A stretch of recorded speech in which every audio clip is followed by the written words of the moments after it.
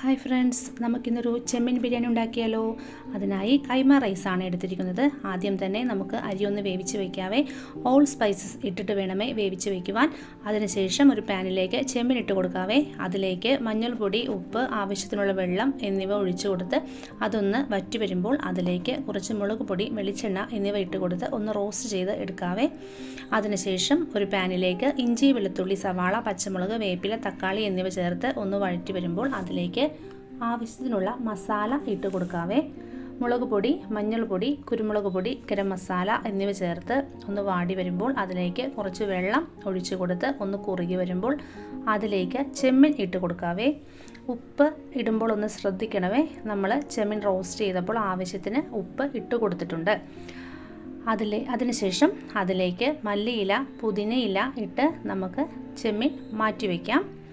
അതിനുശേഷം ബിരിയാണി പോട്ടിലേക്ക് കുറച്ച് നെയ്യ് ഒഴിച്ച് കൊടുത്ത് ഹാഫ് റൈസ് ഇട്ട് കൊടുത്ത് ചെമ്മീൻ റോസ്റ്റ് ഇട്ട് കൊടുത്തതിന് ശേഷം ബാക്കി റൈസ് കൂടി ഇട്ടിട്ട് അതിന് മുകളിൽ കുറച്ച് നെയ്യ്, ഓണിയൻ ഫ്രൈ, നട്ട്സ്, റൈസൻസ്, മല്ലിയില, പുതിനയില എന്നിവയിട്ട് ലോ ഫ്ലെയിമിൽ 5 മിനിറ്റ് വച്ചാൽ നമ്മുടെ ചെമ്മീൻ ബിരിയാണി റെഡിയായേ.